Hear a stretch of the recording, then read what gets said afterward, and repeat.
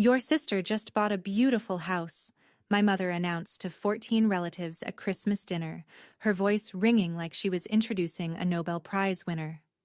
Then she turned to me and smiled, the kind of smile that looks warm until you realize it's aimed downward. So June, when are you going to settle down? My sister Vanessa leaned back in her chair, new earrings catching the candlelight, and smirked. I put down my fork. I didn't raise my voice. I didn't need to. I already did, I said. I paid cash. I just didn't invite anyone who doubts me. 14 forks stopped moving. My mother's mouth opened, but nothing came out. And that was only the first 5 seconds of the longest Christmas dinner the Bellamy family has ever had. Before I go on, please take a moment to like and subscribe. But only if you genuinely connect with this story. And while you're at it, drop a comment telling me where you're watching from and what time it is where you are right now.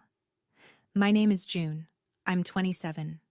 And this is the story of how I stopped being my family's invisible bank account. Now, let me take you back to October, 2 months before that dinner. The night a single bank transfer changed everything. It was a Thursday night in October, and I was cross-legged on my couch in a one-bedroom apartment just outside Millbrook, finishing a prototype for a client dashboard. My coffee had gone cold an hour ago. The radiator was clicking that familiar metal song it sang every autumn. My phone buzzed on the side table. Mom glowed on the screen. I picked up. No hello. No, how are you? Just the sound of her exhale, long, practiced, and then her voice. The roof's been leaking again, June, the east side. The contractor said $4,200 to patch it before winter. I can't cover that on my pension. I stared at the ceiling of my own apartment, where a brown water stain had been spreading for 6 weeks because I hadn't gotten around to calling my own landlord. $4,200. That was more than my rent for 2 months. I'll transfer it tomorrow, I said. You're a good girl, June? Click. 4 words. That was the most warmth I'd gotten from her since March, and even that call in March had ended with her asking me to cover Vanessa's car insurance payment. I set the phone down and opened my personal spreadsheet, the one I kept tucked in a folder labeled Family on my desktop. I'd started it 3 years ago, the first time my mother called about an emergency that needed my money. Back then I thought it would be a short list. It wasn't. 3 years, 17 transfers, $31,400, roof repairs, plumbing emergencies, car insurance premiums for my sister, a new water heater, security deposit help. Every single time the call came the same way. That long exhale, then the number, then the click. Not once, not one single time, had anyone said more than 4 words of thanks. I closed the spreadsheet, transferred the $4,200 to my mother's account, and went to bed, telling myself what I always told myself. This is the last time. 2 weeks later, I was eating leftover soup at my kitchen counter when I made the mistake of opening social media. Vanessa's face filled my screen. She was standing in front of a house I'd never seen. Sage green door, white trim, a woven welcome mat that probably cost more than my dinner. Her smile was the kind you hold for 8 seconds so the camera catches the good angle. The caption read, "New beginnings. Thanks to the best mom ever." Followed by a yellow heart emoji. 47 likes. Lorraine Bellamy had commented a row of red hearts. Uncle Don left a clapping emoji. Aunt Patty wrote, "So happy for you, sweetie." I scrolled through every comment. My name wasn't in any of them. I wasn't tagged. I wasn't mentioned. I wasn't even in the background of the photo. Thanks to the best mom ever. I read it 3 times. Something nagged at me. Quiet. Like a splinter under skin you can't quite see. But I pushed it down. Vanessa had always been better at saving, I told myself. She and Derek must have planned this for a while. Good for her. That same evening, my mother forwarded the photo to the family group chat. "So proud of my girl." Uncle Don sent a thumbs up. 2 cousins hearted the message. Then Aunt Margot, my father's sister, the one who ran the little flower shop 2 towns over, typed a single line. "Lovely. How's June doing?" I watched the chat. 1 minute, 2 minutes. 5. Nobody answered her. The chat moved on to Thanksgiving planning. Margot's question sat there like a stone dropped into a well, falling, falling, never hitting bottom. I locked my phone and finished my soup. But that splinter, that quiet nagging, didn't go away. It would take me another month to understand why. Thanksgiving at my mother's house smelled the way it always did. Roasted turkey, cinnamon candles, and something faintly burnt that nobody would acknowledge. I'd driven 40 minutes with a homemade apple pie on the passenger seat and a bottle of wine tucked behind the brake pedal.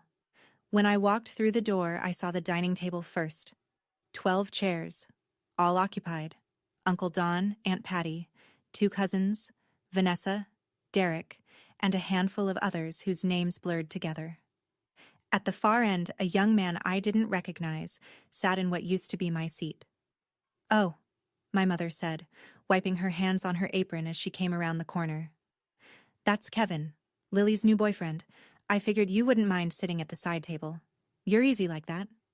The side table was a metal folding table wedged into the kitchen, between the counter and the recycling bin.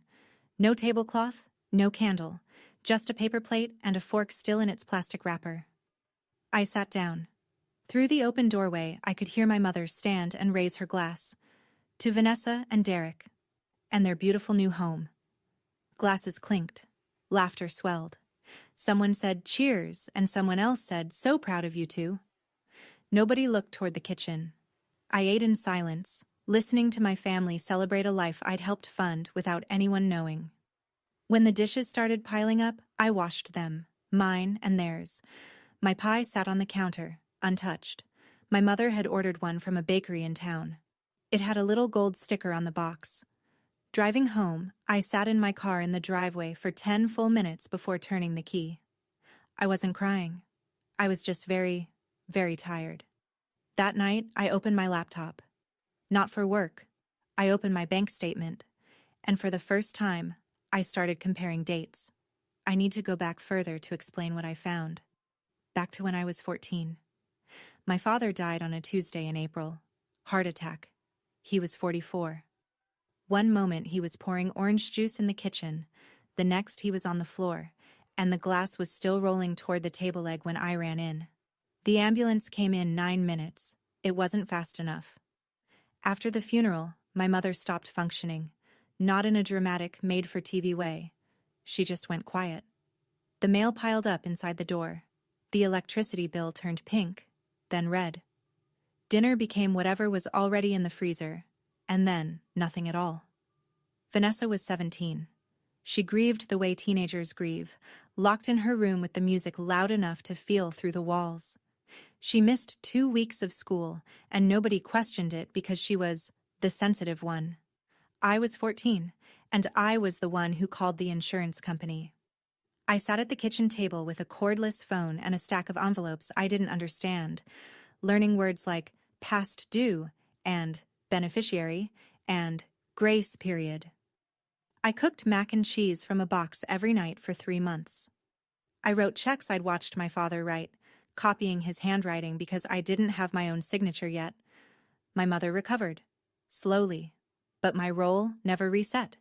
The emergency became the routine. I was the one who handled things. Vanessa was the one who was handled. My father used to say something to me, usually while we were sitting on the porch after dinner. "You're like me, June. You'll figure it out." I used to think that was a compliment. Now I understand what it really was. An apology, in advance, for everything that was coming. When Vanessa got engaged to Derek 3 years ago, my mother called me before she called anyone else, not to share the joy, to discuss the budget. "Your sister deserves a beautiful day, June. I can cover about 8,000, but the rest? I need you to help with the difference." The wedding would cost 12,000. A small ceremony at the chapel on Birch Lane, a garden reception behind the VFW hall, 80 guests. It was modest by most standards, but $4,000 was not modest for me. It was the exact amount I'd saved for an advanced UX certification course that would have pushed my salary into a new bracket. I transferred the money on a Friday. By Saturday, I'd talked myself into believing it was the right thing to do. The bridesmaid list came 2 weeks later. 4 names. All friends of Vanessa's from high school and her gym. I wasn't on it. Wants her friends beside her, June. You wants her friends beside her, June. You understand. You're not really the dress-up type anyway. So on Vanessa's wedding day, I stood in the 3rd row wearing a dress I bought on clearance. The official photographer ran out of time before reaching my side of the aisle, so I ended up behind a borrowed camera, taking candids for the reception slideshow. I photographed my sister's happiest day through a 2-inch viewfinder. Vanessa's thank you post went up that Sunday night. She tagged her mother. She tagged all 4 bridesmaids. She tagged Derek. She tagged the florist. She didn't tag me. $4,000. A certification I never took. And a photo reel full of someone else's perfect day. I didn't say anything. That was always my mistake. I didn't say anything.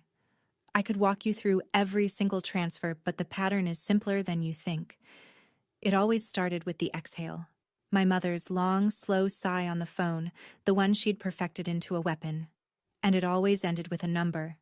The water heater in 2023, $1,800. My mother told her neighbor Ruth that God had blessed her with a discount from the plumber. God had nothing to do with it. My checking account did. Vanessa's car insurance after she rear-ended someone in a parking lot in early 2024, $2,400 a year. My mother called and said, "She's your sister, June. She has a family to think about." Vanessa texted me afterward. 1 line.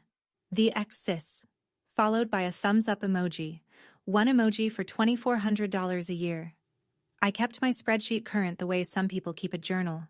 Every transfer, every date, every excuse my mother gave.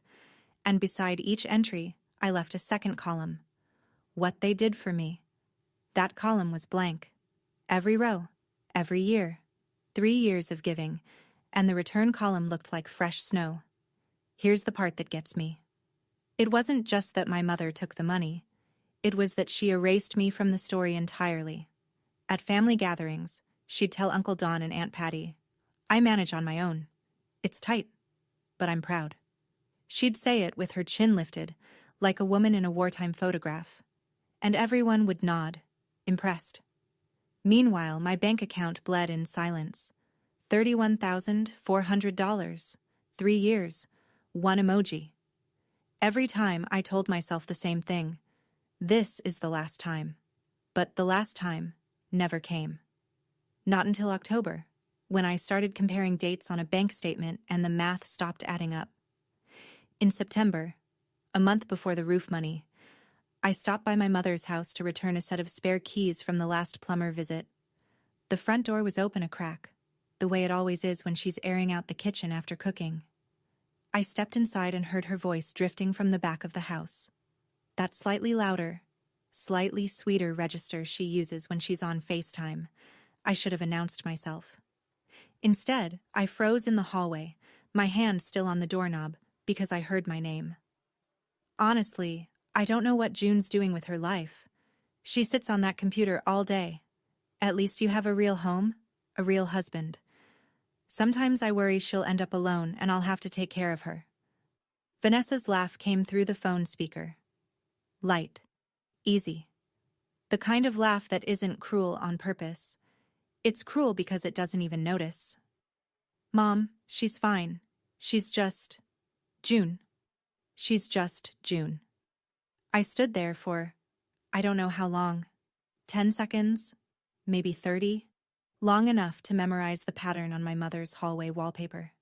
Faded yellow roses, the edges peeling near the baseboard. Long enough to feel something inside me go very still.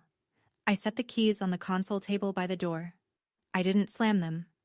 I placed them down the way you place a glass on the edge of a counter. Carefully, because you know if you're not careful, something will shatter. Then I walked out. Closed the door. Got in my car. I drove 25 minutes home without turning on the radio. No music. No podcast. Just the sound of the road and my own breathing. That night, I lay awake staring at the ceiling. Not because I was sad, though I was. because for the first time in 13 years, a question surfaced that I'd never allowed myself to ask. Was the roof actually leaking? Driving home that night, I kept replaying that sentence. She's just June. 2 words that reduced everything I'd ever done, every bill I'd covered, every emergency I'd solved, every dollar I'd sent, into a shrug. Like I was a lamp in the corner of a room that nobody turns on but nobody throws away either. Have you ever been summed up in a way that erased everything you've done? If so, I'd love to hear your story in the comments. Because that night, something inside me shifted.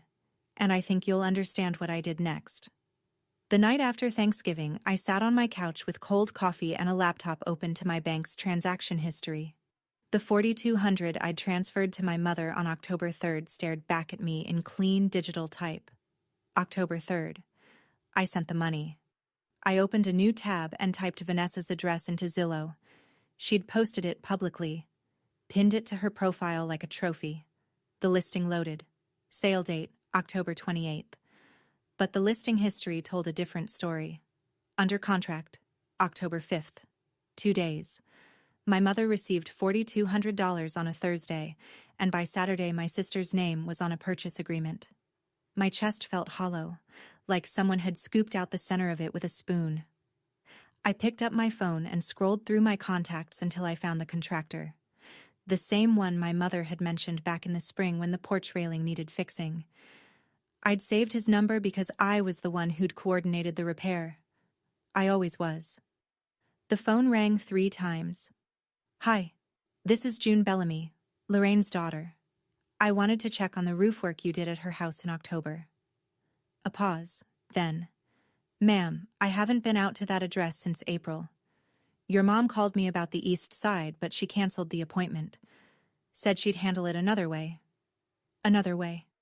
I thanked him and hung up. Then I sat very still on my couch and let the math finish itself.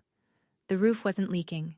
It probably hadn't leaked since spring, if it ever did at all. My $4,200 didn't go to shingles and flashing. It went to a down payment on a house with a sage green door and a welcome mat I'd never been invited to step on. And my sister knew.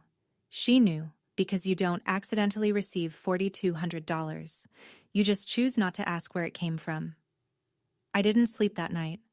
I sat at my kitchen table with the spreadsheet open and a glass of water I never drank, and I looked at 3 years of my life reduced to rows and columns. 17 transfers. $31,400. Beside each entry, the second column. What they did for me glowed white and empty, the cursor blinking like it was waiting for something that would never come. I tried to remember the last time my mother called just to ask how I was. Not, how are you? And also, but just, how are you? Full stop. I couldn't find one. Not this year, not last year. I tried to remember my last 3 birthdays. 26. No one called. I ate pad thai alone and watched a documentary about deep-sea creatures. 25. My mother texted HBD at 11 p.m. 11 p.m., like she'd suddenly remembered at the last second. 24. Vanessa asked me to drive her to her prenatal checkup that morning because Derek was working a double. She never mentioned it was my birthday. I didn't remind her. I closed the spreadsheet.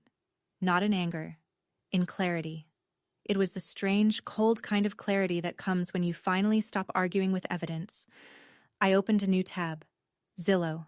Millbrook area. Homes under $180,000. Here's the math no one in my family knew. I earned $95,000 a year. I lived in a $600 apartment. I drove a 2016 sedan with 140,000 miles on it. I didn't take vacations. I didn't buy new clothes unless something wore through. For 5 years, I'd saved like someone preparing for a disaster. Except the disaster turned out to be my own family. $142,000. Cash. In a savings account no one knew existed. If I stopped pouring money into a hole that never filled, I could buy a house in 3 months. My own house. No mortgage, no permission, no mother's name on the deed. I closed the laptop at 4 a.m. For the first time in years, "This is the last time," wasn't a lie. Aunt Margot's flower shop sat on a quiet street in Drayton, 2 towns east of Millbrook. It was a small place, hand-painted sign, bell on the door, coolers full of arrangements she built by hand every morning before sunrise. She'd run it alone for 20 years, ever since Uncle Gene passed. I hadn't planned to tell her anything. I just wanted to sit somewhere that didn't feel like my apartment or my mother's kitchen. But Margot had a way of making silence feel like an invitation. She poured tea into a chipped blue mug, set it in front of me, and sat down across the work table scattered with rose stems and ribbon. She studied my face the way she always did, like she was reading a page she'd seen before. "You look like your father," she said, "the week before he told me he was going to marry your mother. That same quiet look. The one that means you've already decided something." I told her everything. The 4,200. The contractor who hadn't been to the house since April. The Zillow timeline. The spreadsheet. The $31,400 that had left my account over 3 years and vanished into a family that pretended it managed on its own. Margot listened without interrupting. When I finished, she set her teacup down on its saucer, a small, precise sound in the quiet shop, and folded her hands. "Honey, I've watched this for 13 years. Your mother loves Vanessa the way she loved looking in a mirror. And you remind her of your father. She never forgave him for dying." The sentence hit me somewhere behind my ribs. "What are you going to do about it?" Margot asked. "I'm going to stop paying for a family that doesn't see me," I said. "And I'm going to buy my own house." Margot looked at me for a long moment. Then she nodded, just once. "Good. And if you need a witness at closing, you call me." The first week of December, I ran into Ruth Kendrick at the grocery store. Ruth was my mother's neighbor, 3 houses down on Maple, the kind of woman who brought banana bread to every new family on the block and knew everyone's business not out of malice, but because she simply couldn't help collecting information the way some people collect stamps.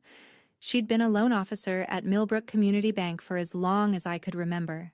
She notarized documents for half the town and still called everyone honey, regardless of age. She spotted me in the cereal aisle, cart half full, and lit up like I'd made her day. "Oh, June, I haven't seen you since summer. Your mother talks about Vanessa's house nonstop. So proud. You know I helped her with the paperwork at the bank, right?" I nodded, smiled the small, automatic smile I'd perfected for conversations about my sister's achievements. Ruth leaned in slightly, the way she did when she was about to share something she considered helpful rather than private. "Between you and me," she said, lowering her voice to what she probably thought was a whisper, "I hope they get back on track soon. The first few months of a mortgage are always the trickiest, especially when there's other debt involved, but your sister's a smart girl. She'll figure it out." Other debt. I kept my expression steady. "I'm sure she will." Ruth patted my arm, wished me a Merry Christmas, and wheeled her cart toward the dairy section humming Jingle Bells. I stood in the cereal aisle for another 30 seconds, holding a box of oatmeal I didn't need, turning 2 phrases over in my mind like coins. Get back on track. Other debt. The picture I'd been assembling since Thanksgiving night was now complete. Vanessa hadn't bought a beautiful house. Vanessa was drowning in one. And my mother had used my money to push her off the dock. The call came on a Wednesday evening, the second week of December. I was making dinner. Just pasta, nothing special. And my mother's name appeared on the screen with the reliability of a monthly invoice. I picked up. The exhale arrived right on schedule. "June, the heating bill came in, $480. It's going to be a cold winter." I turned the burner down, leaned against the counter. Took a breath. "Mom, I can't cover it this month. You should call the energy company. They have a payment assistance program for seniors. I can text you the number." Silence. 4 seconds of it.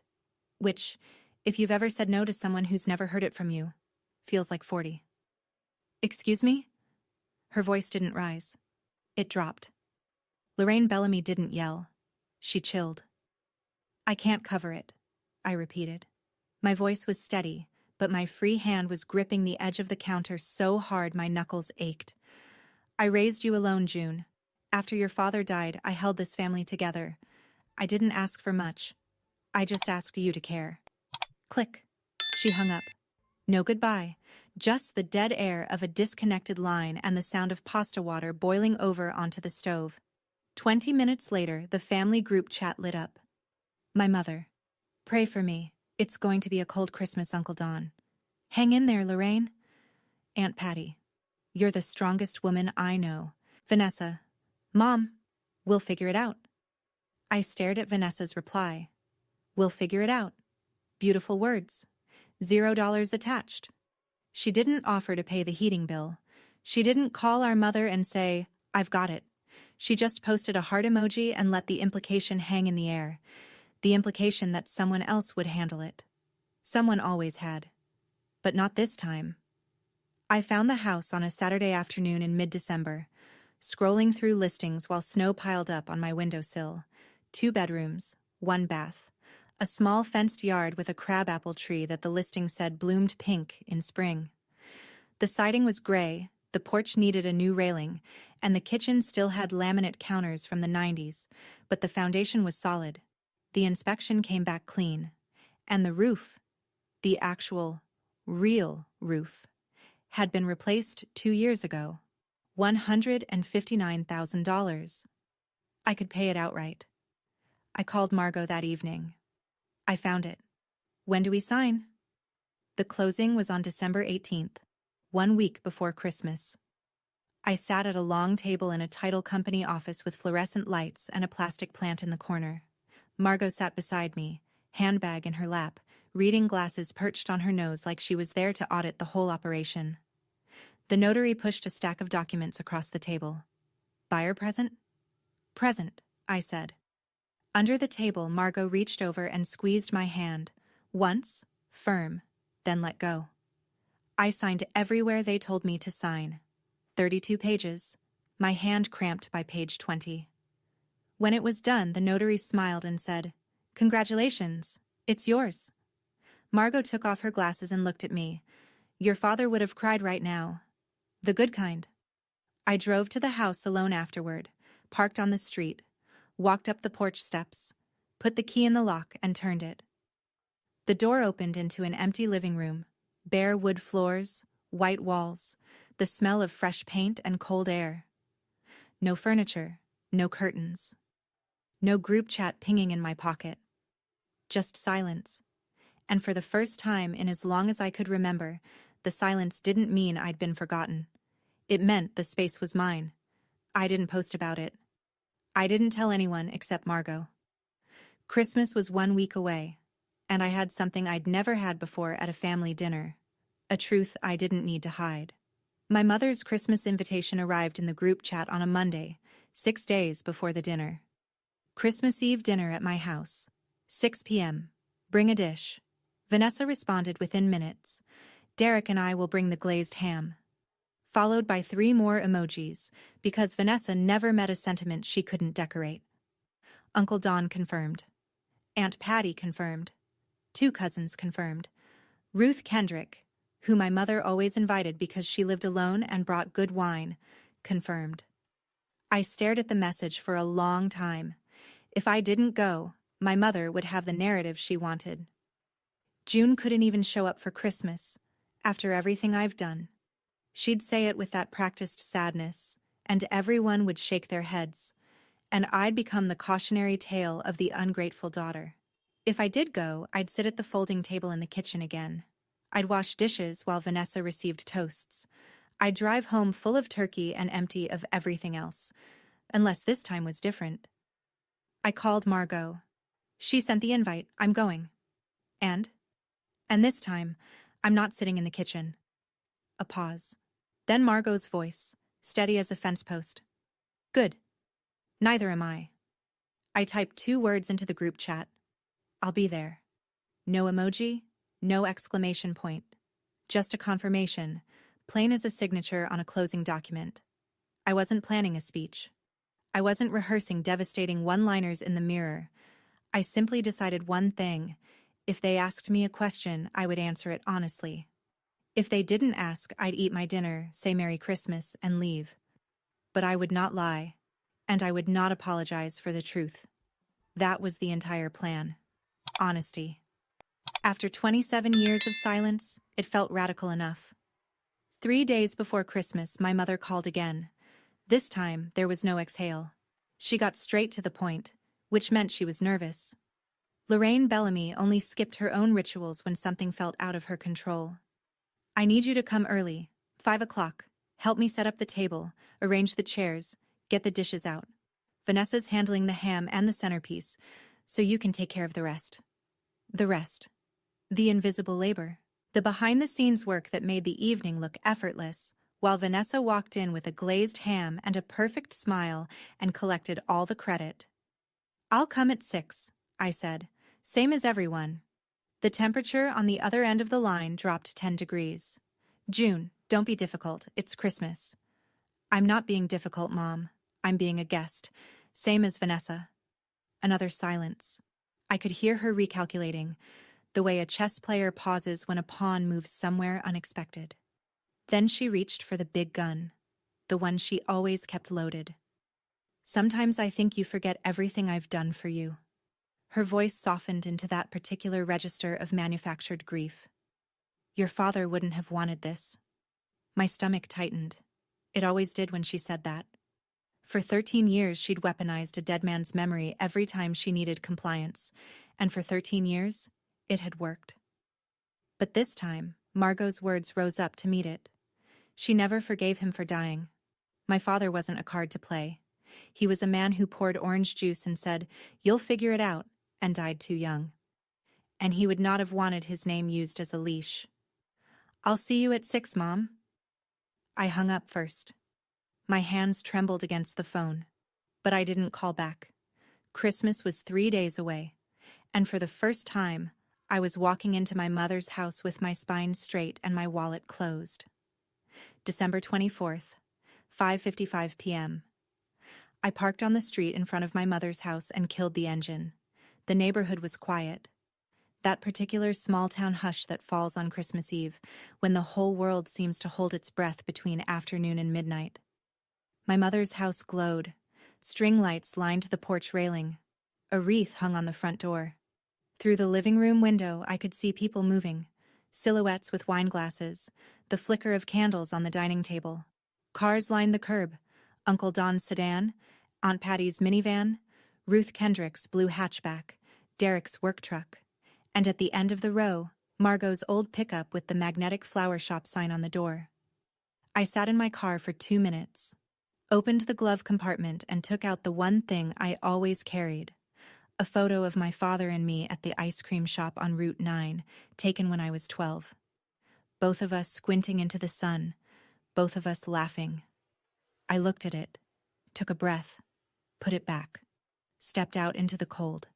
The front door was unlocked. I walked in, and the warmth hit me first, followed by the smell of ham and cinnamon and something faintly burnt that nobody would acknowledge. On the hallway wall, 8 framed family photos hung in a neat row. I counted the way I always counted. 5 with Vanessa in the center, 2 group shots, one of my father alone, young, in a suit I'd never seen in person. None of just me. My mother appeared from the kitchen in her holiday apron, red, with embroidered holly. She looked at me the way you look at a delivery that arrived later than expected. "Oh, you came. Good. The table still needs napkins. They're in the hall closet." Not, "Merry Christmas, June." Not, "I'm glad you're here." A task. "Merry Christmas, Mom," I said. I walked past the closet, past the kitchen, into the living room, where Margot sat in the corner armchair with a glass of eggnog, watching me over the rim. She gave me one small nod. I sat down. The evening had begun. Dinner was served at 6:30. 14 people arranged themselves around the extended dining table like actors finding their marks. Vanessa took the seat beside our mother, directly across from Derek. I ended up at the far end, between my 19-year-old cousin Lily and an empty chair that nobody bothered to remove. At least I was at the main table this time. Progress. The glazed ham sat in the center, glistening under the chandelier my father had installed the year I was born. Vanessa had tied a sprig of rosemary to the serving fork, a detail so perfect it looked staged. It probably was. My mother stood. She lifted her wine glass the way a mayor lifts a ceremonial key. Slow, deliberate, meant to command the room. Before we eat, I just want to say how proud I am. She looked at Vanessa with an expression I can only describe as ownership. Vanessa and Derek bought their first home this year, a real home, a 3-bedroom, with a yard. That's what family is about, building something. She paused, letting the word building settle over the table like a blessing meant for one person only. Vanessa pressed her hand to her chest. "Ah, Mom." The humble, grateful face. She'd perfected it the way a concert pianist perfects a scale, through relentless repetition. Then she turned to the rest of the table. "Honestly, it's been a dream. 3 bedrooms, a yard for someday when we have kids. We're just so blessed." Uncle Don raised his glass. "That's wonderful. You're building something real, Vanessa." Aunt Patty beamed. The cousins murmured approval. Across the table, I saw Ruth Kendrick smile and nod. But her eyes dropped for just a second, the way they do when someone knows something they're trying not to say. Nobody asked me anything. Nobody turned my direction. I cut my turkey and chewed in silence. And from the far end of the table, Margot watched the room the way a woman watches a pot she knows is about to boil. It happened between the main course and dessert, during that lull when plates are half empty and the conversation softens into something loose and unguarded. My mother leaned forward in her chair, tilted her head toward me, that practiced angle of maternal concern that always preceded something sharp, and said, loud enough for the entire table, "So, June, your sister has a house, a husband, a plan." She gestured at Vanessa the way a game show host gestures at a prize car. "When are you going to settle down? You can't just sit behind a laptop forever." Vanessa didn't miss her cue. She leaned back, crossed her arms, and smiled at me the way you smile at a younger cousin who just said something naive at Thanksgiving. "Seriously, June, you're 27. What are you even saving for?" A few people laughed, the polite, uncomfortable kind. Uncle Don chuckled into his wine. Lily stared at her plate. Derek looked down at his fork and said nothing, his jaw tight. Only Margot was still. Her eggnog sat untouched.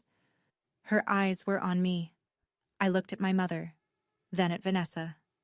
Then at the table full of people who had watched me get smaller every year without ever saying a word. I set my fork down. Slowly. Metal touched porcelain. A small, clean sound that cut through the room like a pin dropping in a cathedral. "Actually, Vanessa," I said, my voice level, almost conversational, "what exactly did you save for?" The smile slid off her face. "Because I know it wasn't the down payment." Nobody moved.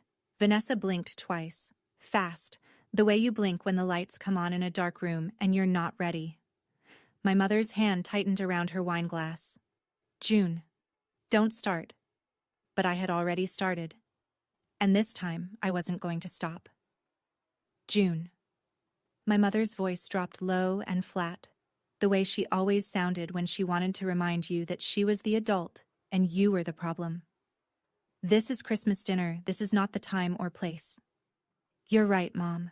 It wasn't the time when you asked me for $4,200 for a roof that wasn't leaking either, but here we are." Lorraine's face went white.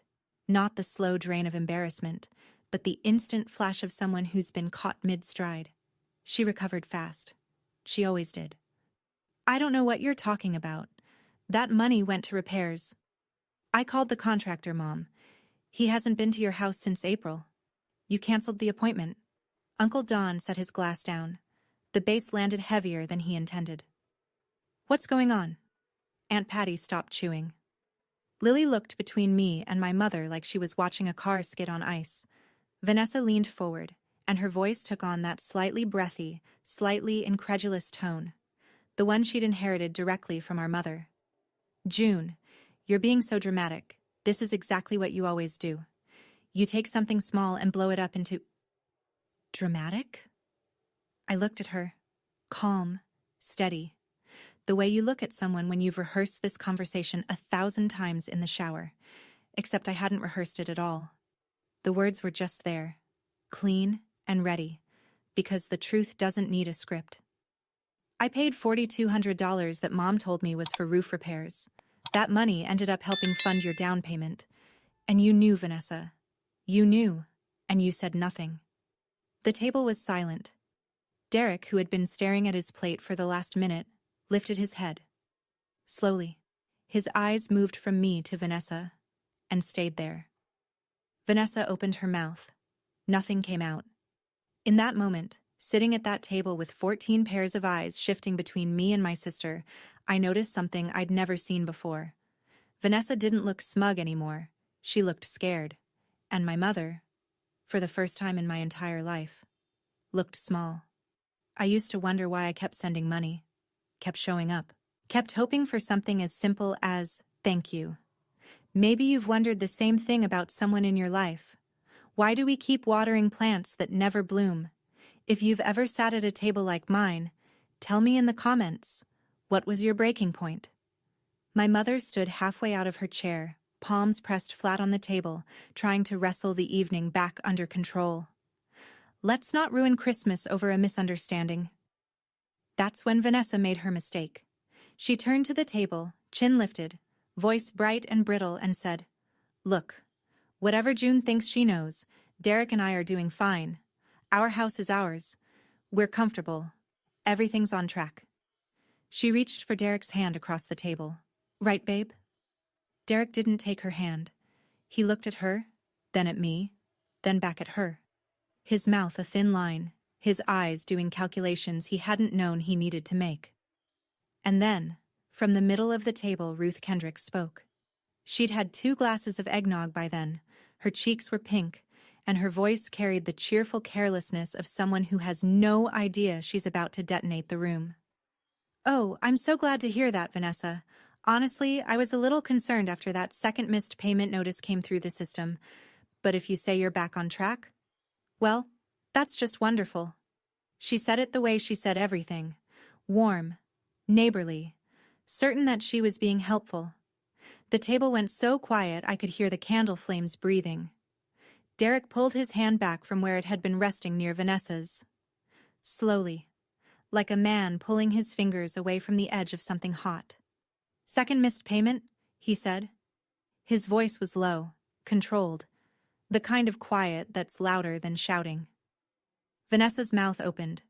"Ruth, that's private." Ruth's pink cheeks turned scarlet. Her hand flew to her mouth. Oh dear. I'm so sorry. I thought you two had already... I assumed."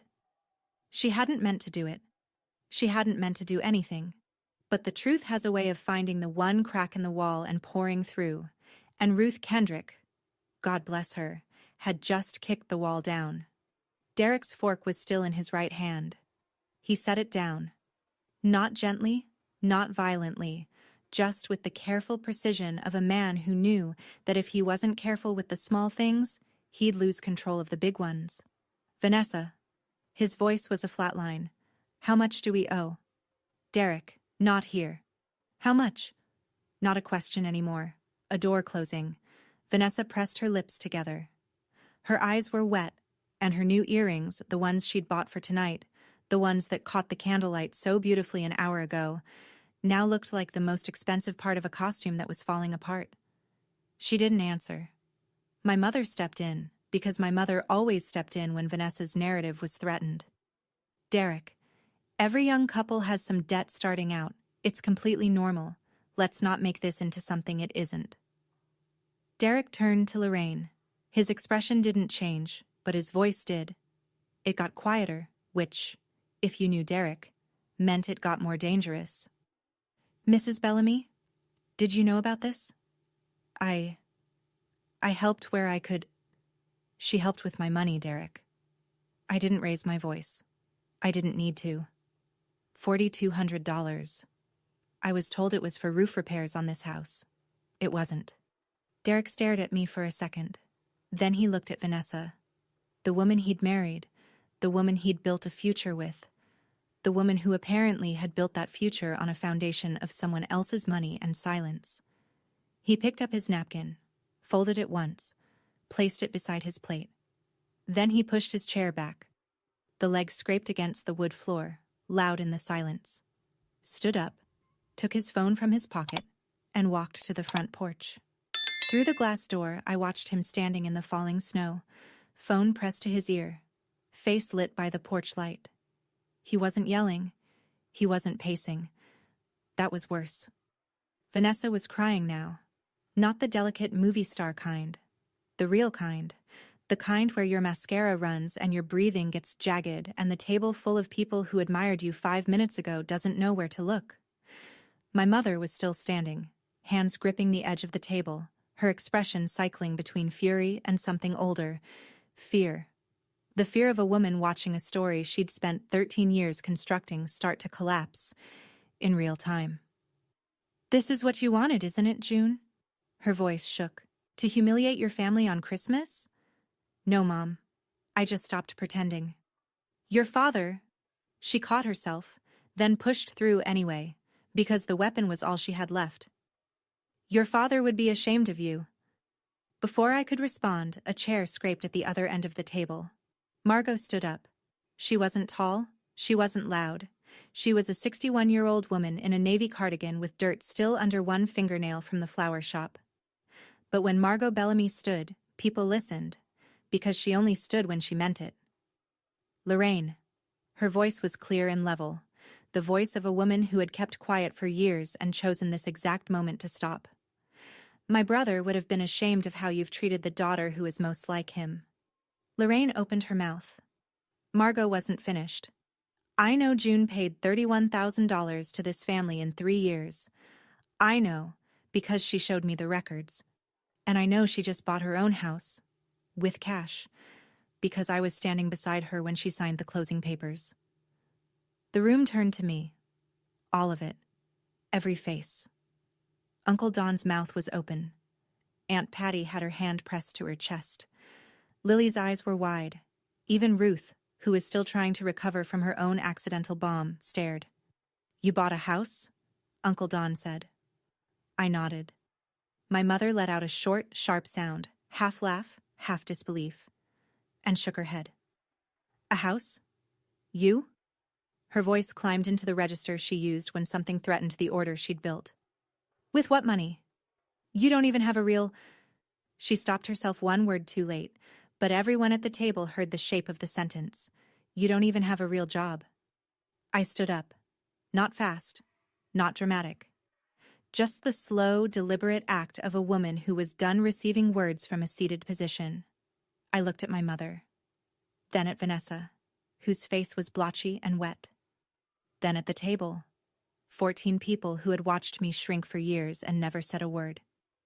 "You asked me when I was going to settle down." My voice was even. Quiet. The kind of quiet that makes people lean in instead of pull away. I already did. I paid cash. $159,000. No mortgage. No debt. No one else's money. I turned to my mother. "I just didn't invite anyone who doubts me." And the room stopped. I mean it. It stopped. Like someone pressed pause on the universe.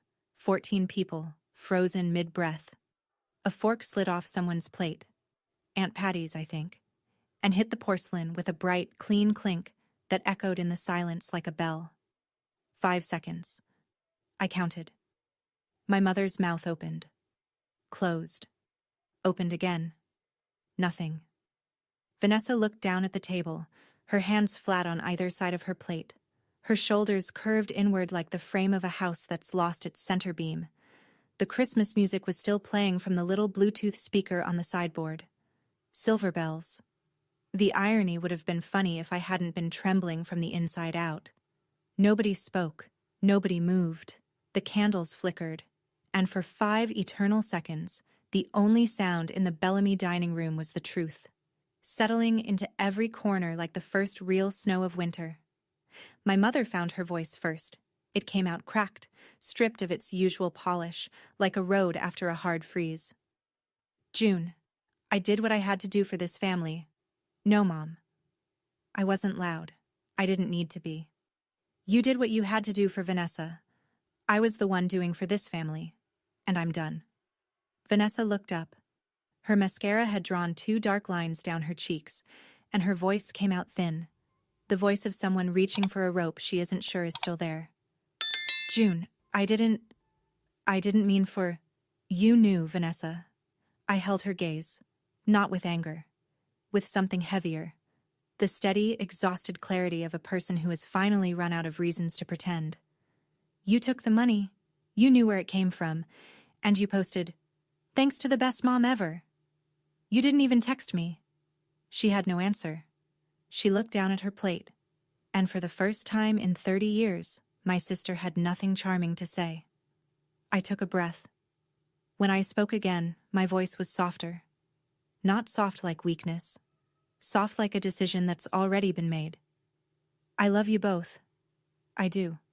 But I'm not going to be the invisible bank account anymore.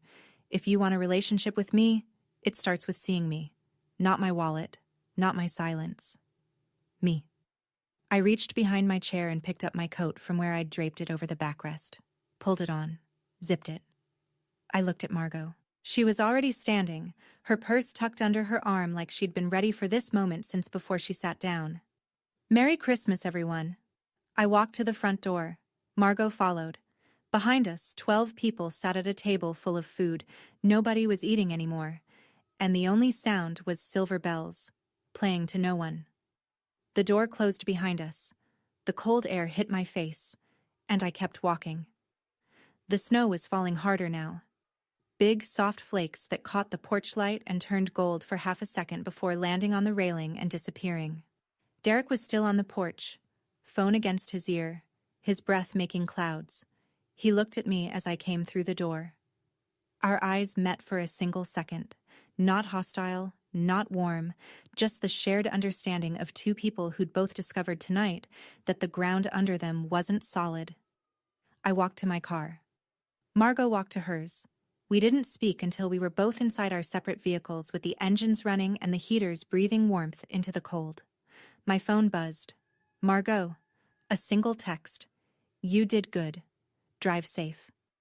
I pulled away from the curb. In the rearview mirror, my mother's house shrank. The string lights, the wreath, the glow of the dining room where 14 people were sitting in the ruins of a story that had just been rewritten. I drove 20 minutes to my house. My house. The key was still new enough that I had to jiggle it twice. The door opened into darkness, and I found the light switch by memory. The living room was mostly empty. Bare floors, white walls, a reading chair in the corner, a gift from Margot, delivered the week before. A floor lamp beside it. That was all. I didn't turn on music. I didn't check the group chat. I sat in the reading chair, still wearing my coat, and looked out the window at the snow coming down on a yard that belonged to me. My hands were shaking.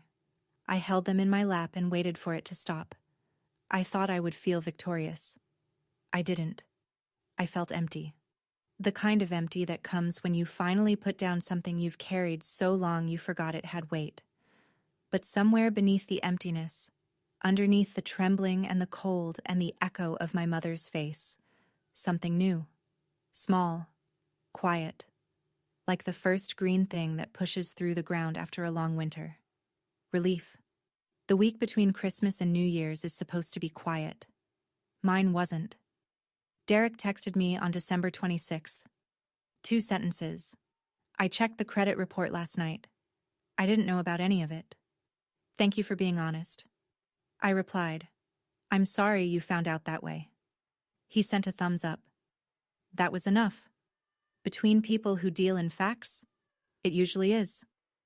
From what I pieced together later, through Margot, through Aunt Patty, through the way small-town information travels whether you want it to or not, Derek had discovered $23,000 in credit card debt that Vanessa had been carrying in her name alone. The second missed mortgage payment was real. The glazed ham, 3-bedroom, yard for future kids' dream house was one more missed payment away from a very difficult conversation with the bank. Derek didn't file for divorce, but he did 3 things. He insisted they see a financial counselor, He took over management of their joint account, and Vanessa sold the leased SUV and started driving his old pickup while he rode with a coworker. You could see it parked in their driveway. A dented white Ford, where a shiny black SUV used to be. Uncle Don called my mother 2 days after Christmas.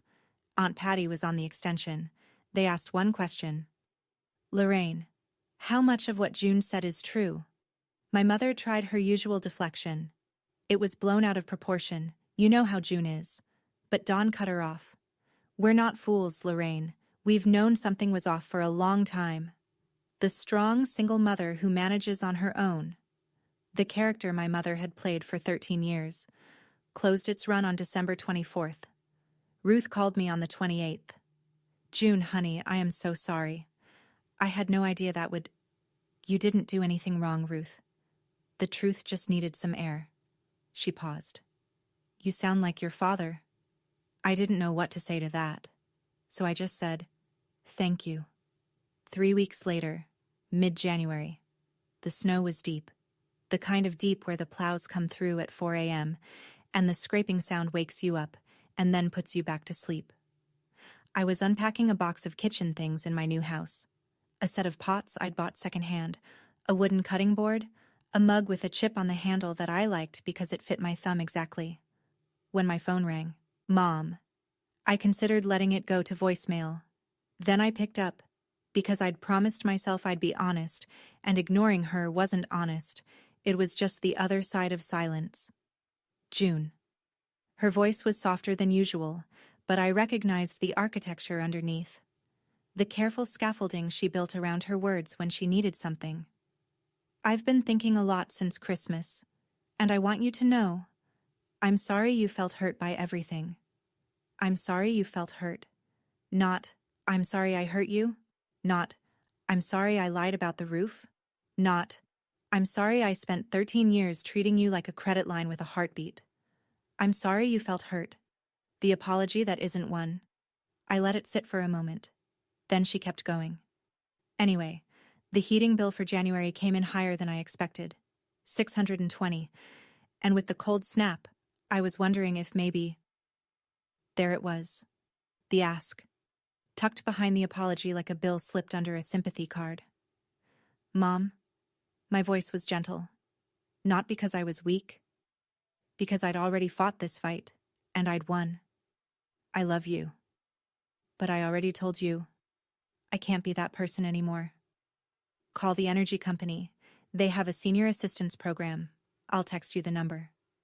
Silence, long enough for me to hear the wind outside her window. "You've changed, June." "No, Mom." I looked around my kitchen, my pots, my chipped mug. I just stopped disappearing. I hung up, gently, placed the phone on the counter, and went back to unpacking. April came the way it always comes to small towns in the Northeast, slowly, then all at once. The snow thinned, the gutters ran, and one morning I walked out onto my porch with a cup of coffee and saw it. The crabapple tree in my front yard had bloomed. Pale pink buds, small and deliberate, opening along branches that had looked dead all winter. The house still wasn't finished. The living room had a sofa now. Navy blue, second-hand, with a tear on one cushion I'd patched with iron-on fabric from the craft store. My desk sat by the window where the morning light came through best. My father's photo hung above the reading chair, the one from the ice cream shop. Both of us squinting, both of us laughing. I still worked remote, still lived alone, still wasn't married. And for the first time in my life, none of that felt like a gap. It felt like a choice. Vanessa texted me in March. "Can we talk sometime?" I replied, "When you're ready to talk honestly, I'm here." She hadn't called yet. I wasn't waiting. My mother posted less on social media. The "I manage on my own" declarations had stopped. I didn't follow her page anymore, but Margot mentioned it once over tea. "She's quieter," Margot said. "I don't know if that's growth or just shock. Time will tell." Margot came over every Saturday. She brought flowers from the shop, whatever hadn't sold by closing time. The kitchen table usually had a jar of something blooming on it. We drank tea on the porch and talked about ordinary things: weather, recipes, the neighbor's dog that kept digging under my fence. One Saturday, she looked at the crabapple tree and said, "It's blooming earlier than I expected." "Some things just need room," I said. She smiled. We drank our tea. Here's what I know now, after all of it. I didn't burn any bridges. I just stopped crossing the ones that led nowhere. And I found out something no one ever tells you. When you stop being invisible to yourself, it doesn't really matter who else can't see you. The tree is blooming. The house is mine. The silence is kind. And that's enough. That's my story. Some of you might think I was too harsh. Some of you might think I should have said more. Either way, tonight I'm sleeping in a house I own, with no mortgage, no guilt, and nobody's expectations hanging on the walls. If this story reminded you of something in your own life, a boundary you've been afraid to set, a truth you've been swallowing to keep the peace, I want to hear about it. Drop it in the comments. I read every single one, and if you want to hear another story like this, there's one linked in the description that I think will stay with you. Hit subscribe so you don't miss it. Thank you for listening, truly.